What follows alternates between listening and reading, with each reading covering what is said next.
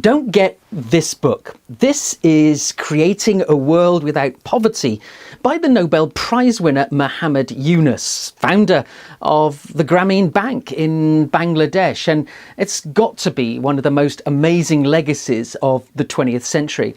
Now, to be honest, the book is a remarkable read with lots of ideas about doing good by doing business.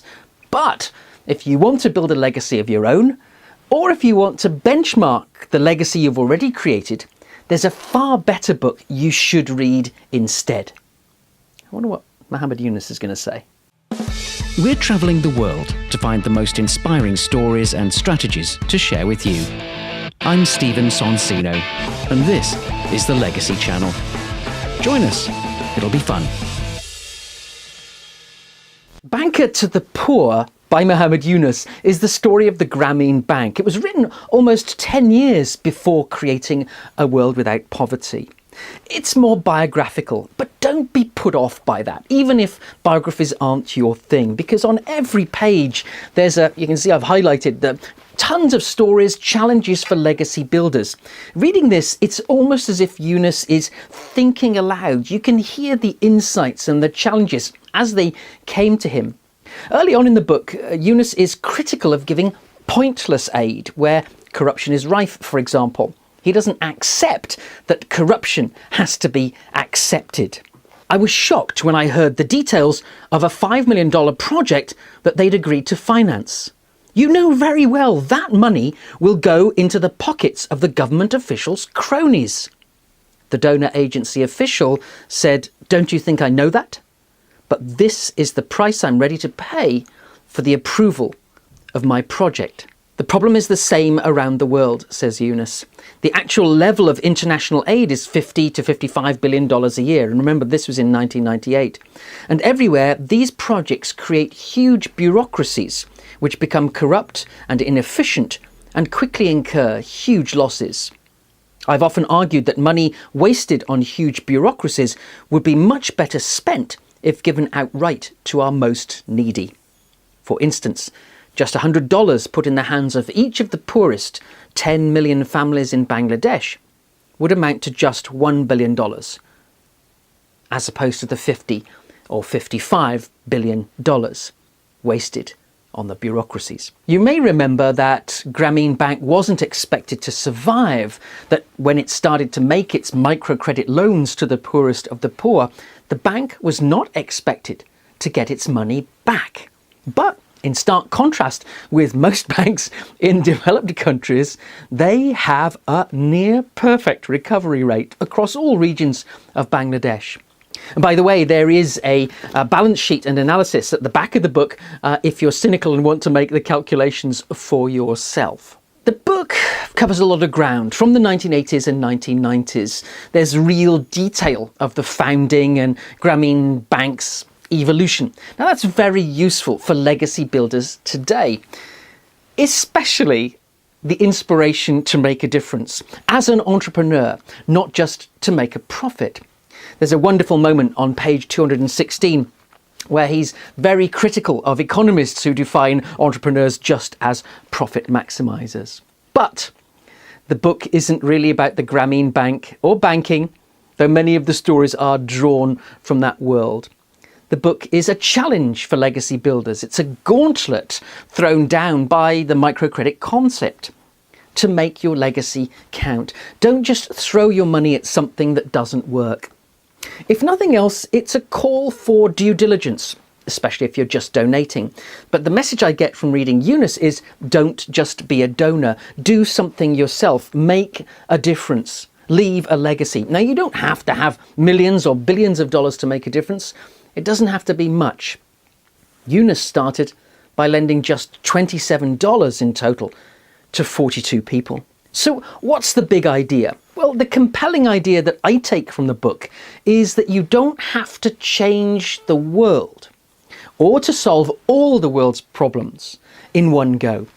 Yunus talks more about this in a speech at the Harvard iLab, and I'll post a link to that video in the show notes, so make sure you sign up to get access to that later. Do it later. You'll also get a transcript of this video. There is a second and a related issue that I take away from the book. The best legacy ideas are replicable on an international scale. So if you haven't started yet, you can start small. Even if you have an idea for a global legacy, start local, build global. By starting local, actually, you deliver proof of concept if you need it. Of course, if you're going to be self-sufficient, you don't need to prove your concept to anyone. If you already have a regional or a national legacy in place, you can move to taking it global at your own pace. So what's the big idea? The single most compelling idea for me, and actually the most valuable lesson for you as a legacy builder, is almost buried on page 148. When people are finally ready to believe that microcredit is effective in eradicating poverty in Bangladesh, one of the most frequent comments I hear is, "But no doubt it requires the special cultural background that you have in Bangladesh to succeed." And I have to laugh, because in order to succeed in Bangladesh, Grameen Bank has had to struggle mightily to create a counterculture. And I love that idea. Something else of almost equal significance to me is that no one believed Yunus when he started out. They had to create their own proof. So another important lesson is trust your instincts.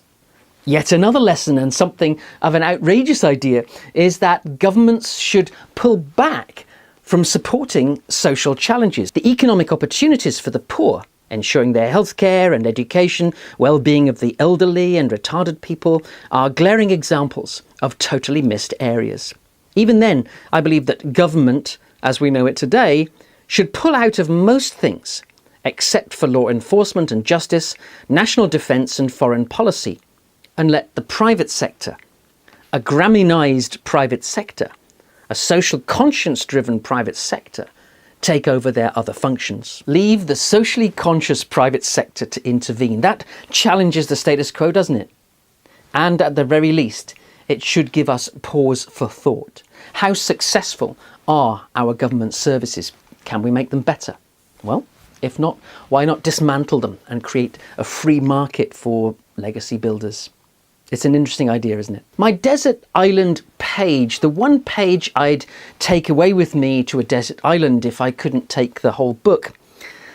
It's page 70 or 71. Who or what is a poor person? I had always thought of poverty as lacking money, but Yunus helps me to see that poverty is the absence of everything.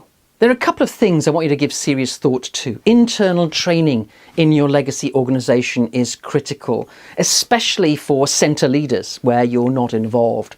And second, I love the idea of 16 decisions, inspirational elements that Grameen shares with its customers. I'll put that in the show notes. Thirdly, and this is where the gauntlet is thrown down, at the bottom of page 214. Whenever possible, I try to avoid grandiloquent philosophies and theories and isms. I take a pragmatic approach grounded in social considerations. In everything I do, I try to be practical. I rely on learning by doing and make sure that I'm moving towards achieving a social objective. Poverty is not created by the poor. It's created by the structures of society and the policies pursued by society. Change the structure, as we're doing in Bangladesh, and you'll see the poor change their lives. Okay, I have to tell you, there is also some great material in Yunus' follow-up book, Creating a World Without Poverty. That was written in 2007.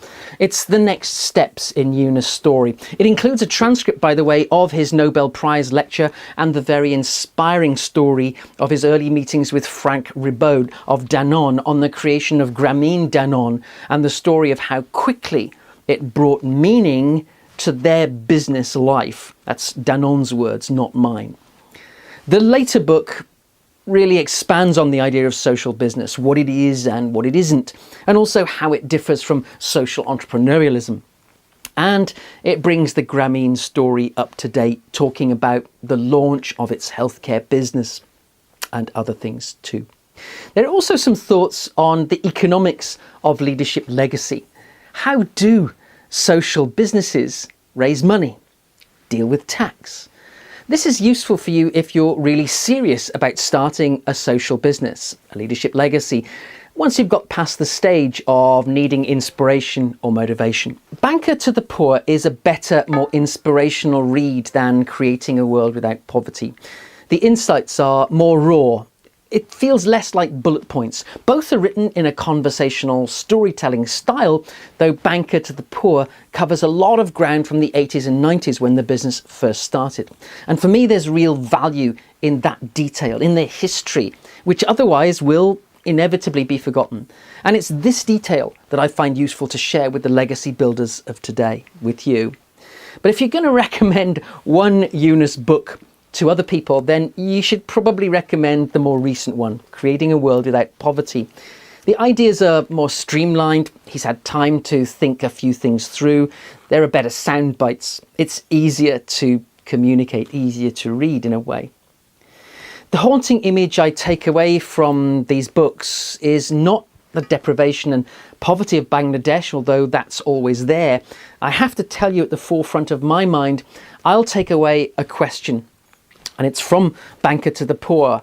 Do we think we are passengers on spaceship Earth? In which case, it's a pretty directionless journey. We must convince ourselves that we're pilots. And that gives me some comfort that more people who read this will decide to craft their own leadership legacy. My 60-second summary: don't give pointless aid where corruption is rife. Take a stand and make your legacy count. 2. Trust your instincts. When others tell you something won't work, press on. Show them. Prove to them that your concept will work. They don't know. 3, you don't have to change the world or solve all the world's problems in one go. Start local, build global. The biggest hurdle you'll have to overcome is the way we do things around here. So do whatever it takes to create a supportive counterculture within the community that you're serving and among your stakeholders. Finally, teach others to replicate your culture in other regions and eventually overseas. Right now, you should type in your email address and we'll send you a transcript of the show and links to some additional resources that you might like to check out. Do it now. We'll only send links to our videos and transcripts and to other legacy resources that you'll find useful. Thanks for watching. That's it for another edition. It just remains for me to say, whatever you do, change the world. We're travelling the world to find the most inspiring stories and strategies to share with you. I'm Stephen Sonsino, and this is the Legacy Channel. Join us. It'll be fun.